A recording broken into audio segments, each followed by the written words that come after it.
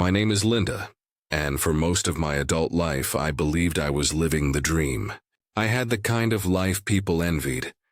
A charming husband, 2 beautiful children, and a home that always smelled of fresh coffee and cinnamon rolls on Sunday mornings. Our house was the gathering place for family holidays, the walls echoing with laughter and the clatter of dishes.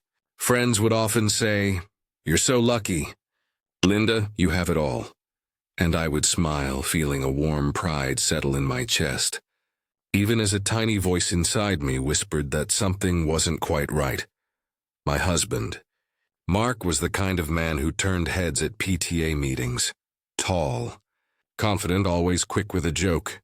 He'd wrap his arm around my waist in public, and people would comment on how in love we still seemed after all these years. Our children, Emily and Josh, were thriving. Emily with her endless curiosity and Josh with his gentle heart. On the surface, we were the picture of happiness, but behind closed doors the cracks began to show. Mark had a way of making me feel small, even in the most ordinary moments. He'd correct me in front of friends, laugh off my opinions, or make little comments about my scatterbrained ways. At first I brushed it off as teasing, but over time the jokes started to sting. He managed our finances, made the big decisions, and always insisted he knew best. I told myself this was just how marriage worked, give and take, right? Still, there were nights I'd lie awake staring at the ceiling, wondering why I felt so alone in a house full of people. I ignored the unease, clinging to the image of our perfect life.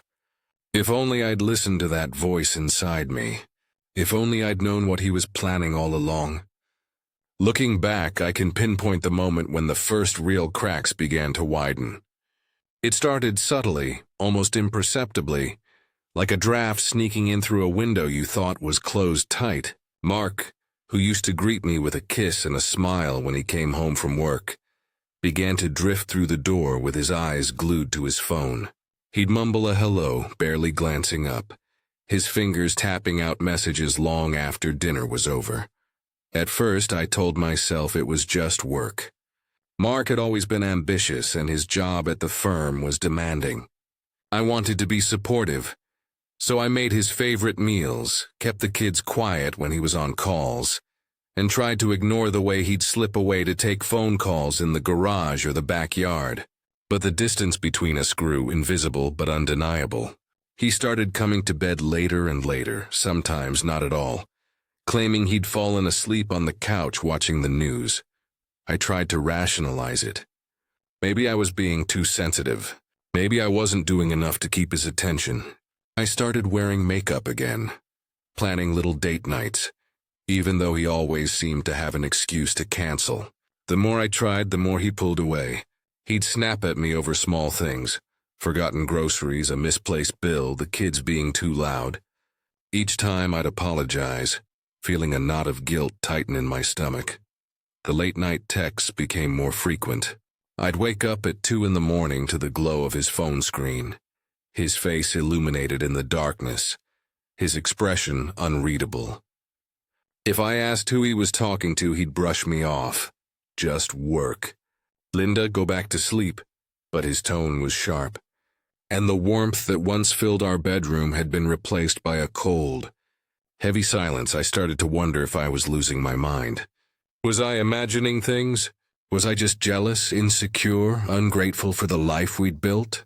I clung to hope, desperate to believe that this was just a rough patch, that the man I married was still in there somewhere. But then, one evening, as I was folding laundry in our bedroom, Mark's phone buzzed on the nightstand. He was in the shower, and for a moment I hesitated. My heart pounded as I reached for it, telling myself I was just checking the time.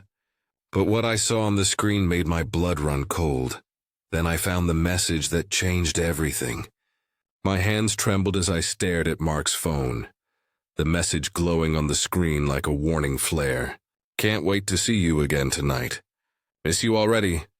The contact name was just an initial, S, but the string of heart emojis left no room for doubt.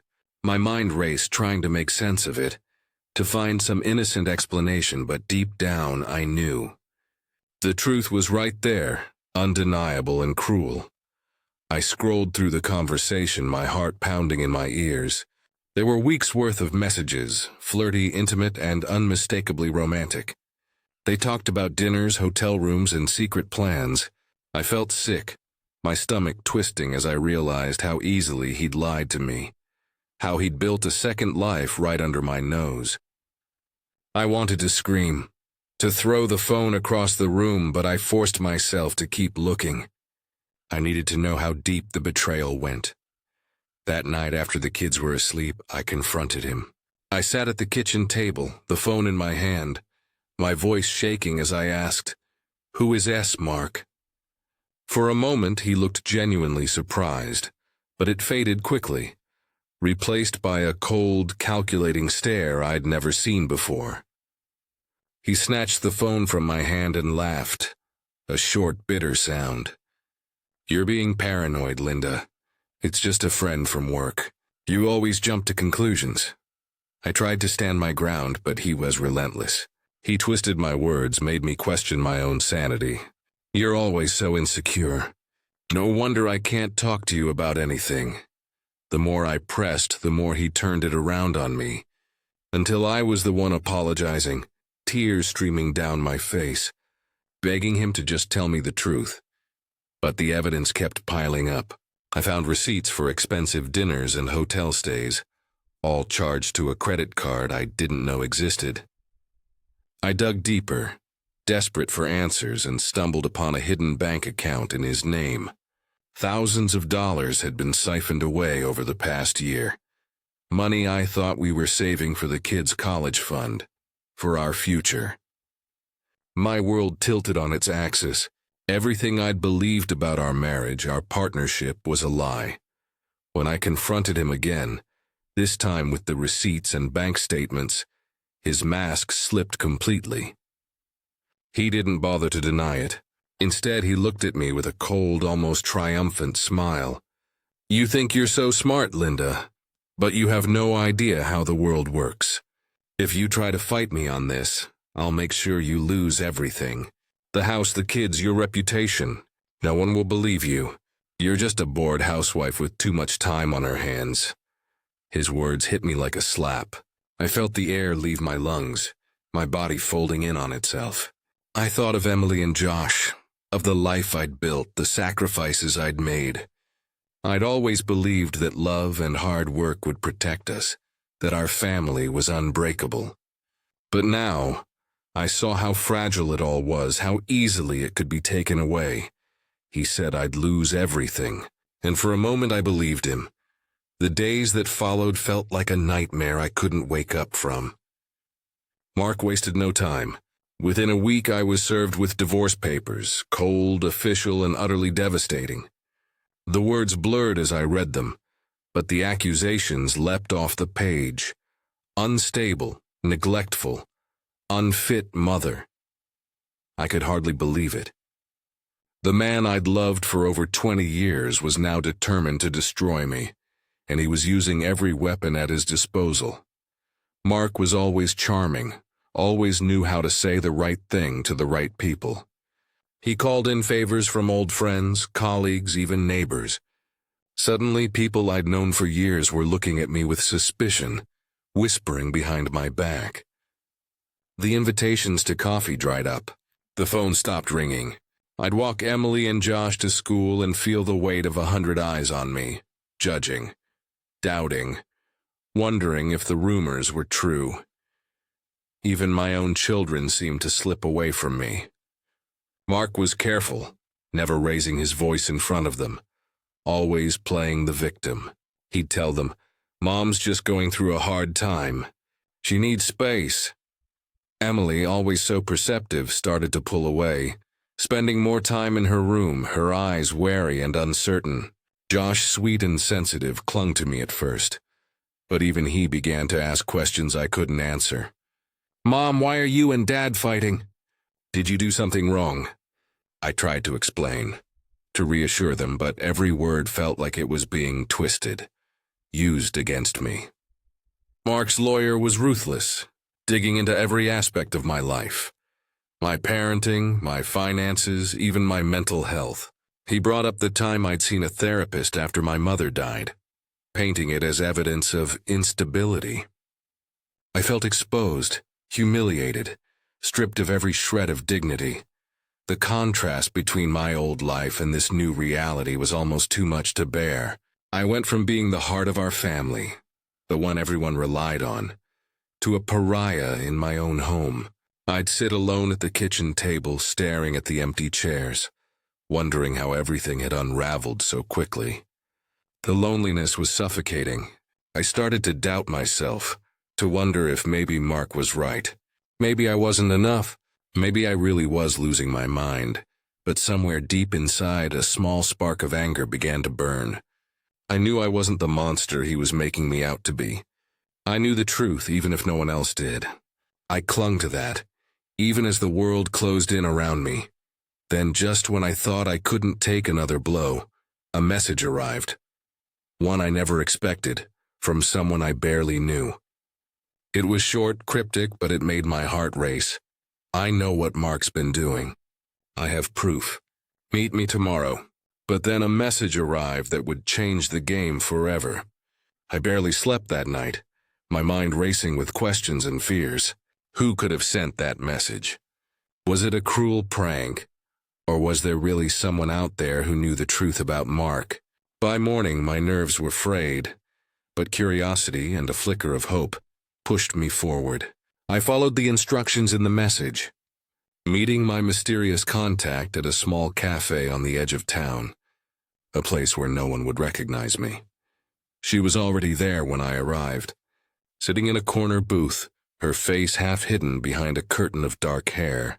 She looked nervous, glancing over her shoulder every few seconds. When I slid into the seat across from her, she introduced herself in a whisper. "My name is Sarah. I work with Mark," or, "I used to?" Her hand shook as she pulled out her phone and placed it on the table between us. "I can't stand what he's doing to you," she said, her voice trembling. "He thinks he's untouchable, but he's made a lot of enemies. I've seen things, heard things. I saved everything I could." She opened her phone and began scrolling through messages, emails, and voice recordings. My heart pounded as she handed it to me. The evidence was overwhelming. There were screenshots of Mark and his affair partner, Samantha, another woman from his office, plotting together. I read their messages, my hands shaking. Once the divorce is final, she'll have nothing. "I'll make sure of it. Don't worry, Mark, I'll back up your story. She's too emotional, no one will believe her."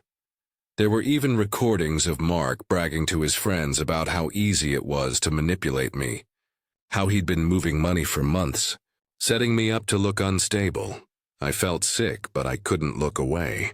Every message, every recording was another piece of the puzzle, confirming what I'd feared but never dared to believe. Mark hadn't just betrayed me, he'd orchestrated the entire downfall step by step, with chilling precision.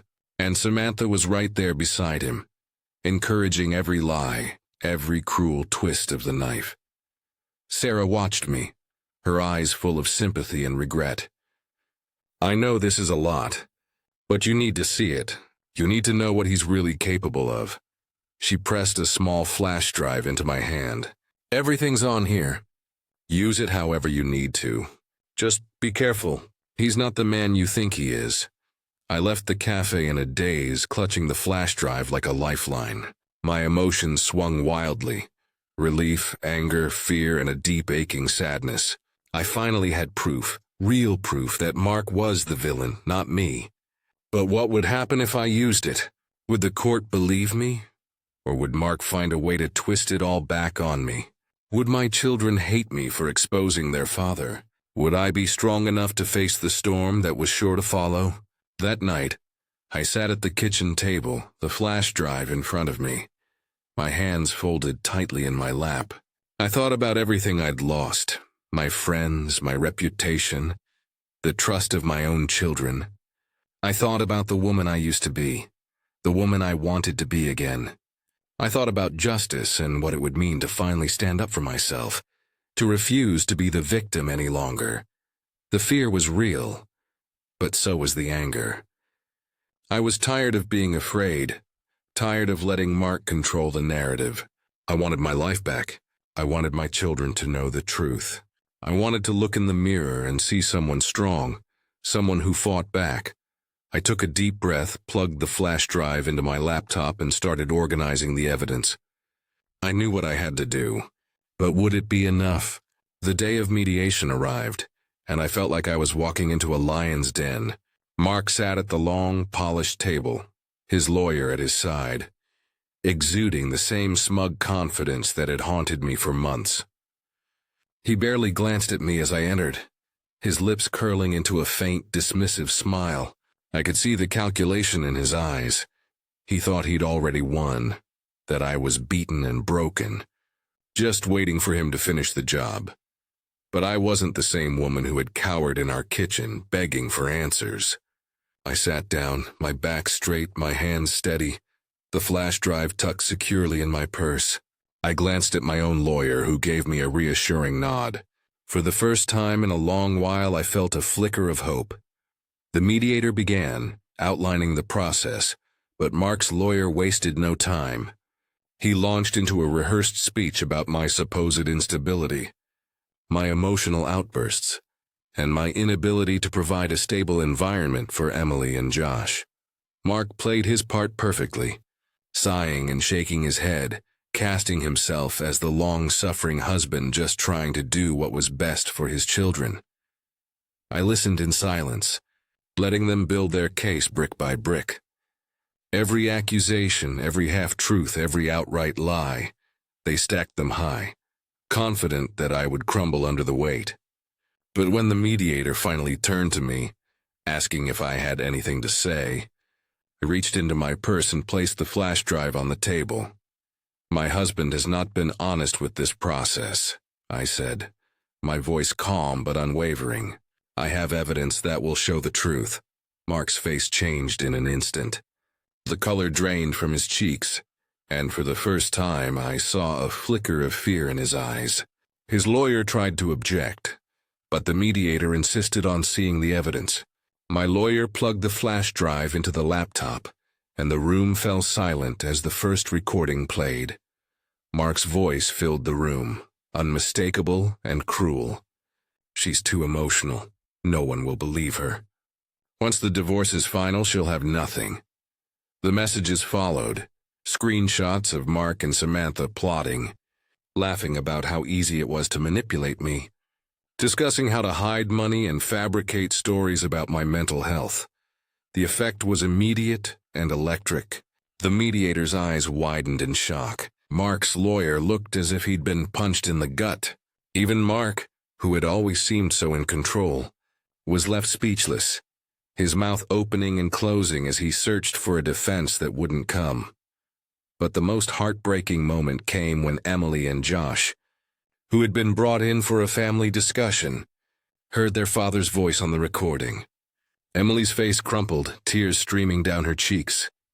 Josh stared at Mark, confusion and betrayal written all over his young face. I wanted to reach out to them, to hold them and promise that everything would be okay. But I knew they needed to see the truth for themselves. Mark tried to recover, stammering excuses, blaming me, blaming Samantha, even blaming Sarah, the woman who had given me the evidence. But the damage was done. The mediator called for a break, and Mark's lawyer pulled him aside, whispering furiously. I watched as Mark's confidence shattered, replaced by panic and desperation. For the first time, I felt the balance of power shift. I wasn't the victim anymore. I was the one holding the cards, the one telling the truth. The contrast between Mark's arrogance and my quiet resolve was stark, and everyone in that room could feel it. As we reconvened, the mediator's tone was different, more respectful, more cautious. My lawyer began to outline the consequences of Mark's actions, the legal ramifications, the impact on custody and finances. Mark sat in stunned silence, his world unraveling before his eyes, but the biggest shock was still to come. I barely had time to process the shock on Mark's face before the next twist arrived. one I never could have predicted. As the mediation resumed, the door opened, and in walked Samantha. She looked nothing like the confident woman I'd imagined from the messages. Her eyes were red, her hands shaking as she clutched a folder to her chest. For a moment, the room was silent, everyone watching as she took a seat across from Mark, refusing to meet his gaze. Mark's jaw tightened. "What are you doing here?" he hissed, but Samantha ignored him. Instead, she turned to the mediator, her voice trembling but clear. "I have something to say, and I have proof." She opened the folder and slid a stack of documents and a USB drive across the table. "Mark lied to me too," she said, her voice cracking. "He promised me everything, said he'd leave Linda, that we'd start a new life together. But he was using me just like he used her. He made me help him hide money, forge documents, even lie about Linda's mental health. I can't do it anymore. I won't." The room was stunned. Mark's lawyer tried to object, but the mediator waved him off, eager to see what Samantha had brought. As the new evidence was reviewed, bank statements, emails, even a recorded conversation where Mark admitted to manipulating both of us, the truth became undeniable. Mark's entire scheme was laid bare. Every lie, every betrayal, every calculated move. I looked at Samantha, and for the first time, I saw not a rival, but a fellow survivor. The betrayal we both felt was raw and deep, but in that moment we found a strange kind of solidarity. We had both been deceived, both used as pawns in Mark's twisted game.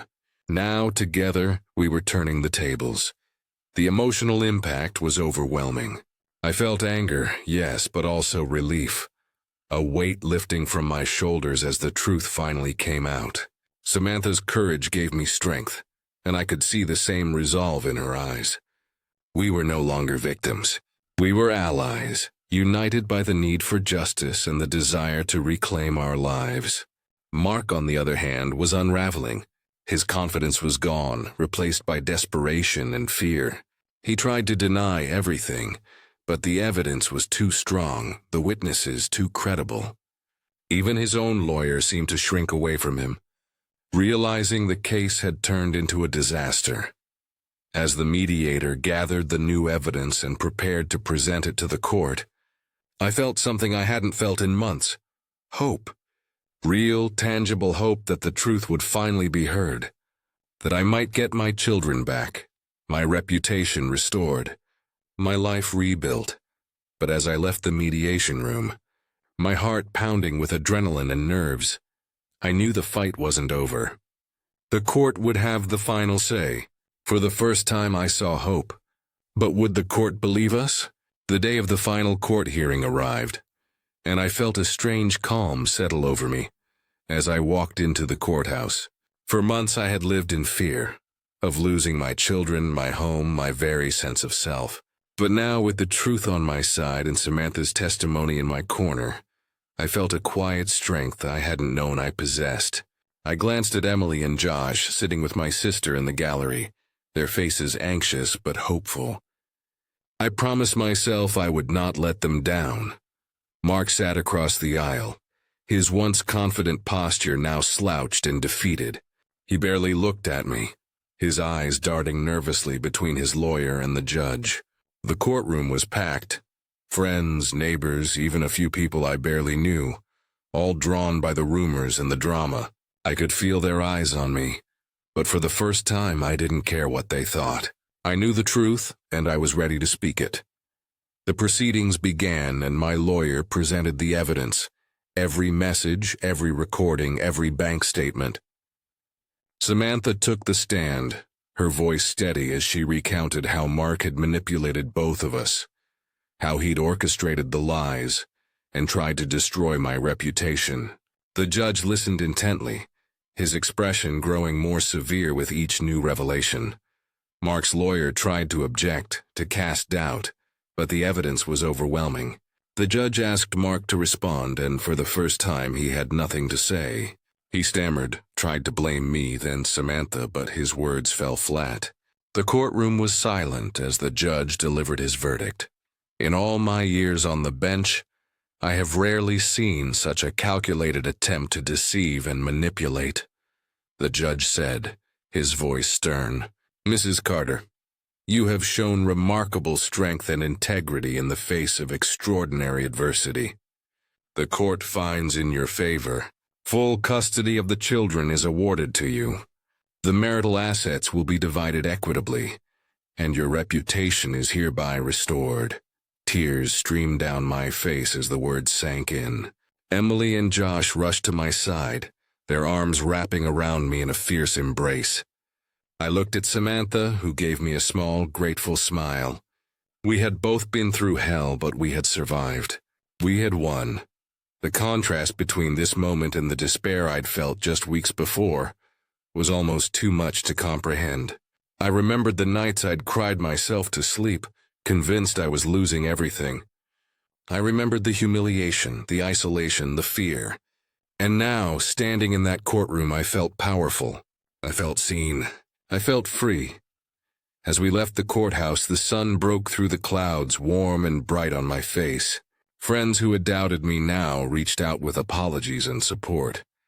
My children held my hands tightly, their trust in me restored. I knew there would still be challenges ahead, but I also knew I could face them. Mark lingered on the courthouse steps, alone and defeated. He thought he'd won, but he never saw this coming. Sometimes when the house is quiet and the kids are asleep, I sit by the window and let myself remember how close I came to losing everything. There were nights when I thought I'd never find my way out of the darkness, when Mark's words echoed in my mind, and I doubted my own worth. I think about the woman I was at the start of this journey, so eager to please, so afraid of rocking the boat, so willing to believe that love alone could fix what was broken. But the truth is, it wasn't love that saved me. It was the moment I decided to trust myself, to listen to that small, persistent voice inside that told me something was wrong. It was the courage to reach out for help, to accept support from unexpected places, and to stand up for my own truth even when it felt like the world was against me. That last message, the one I almost ignored, became the turning point, the spark that lit the fire of my resilience. Rebuilding hasn't been easy. There are still scars, still moments of doubt, but there is also a new sense of strength. I've learned that my worth isn't defined by someone else's opinion, and that no one has the right to make me feel small. I've learned that it's okay to ask for help, to lean on others, and to believe in my own power to heal and move forward. If you've ever felt powerless, if you've ever been made to doubt your own story, know that your truth matters. You are stronger than you think, and you are not alone. Share your story in the comments. Let's support each other, because sometimes the smallest message can change everything.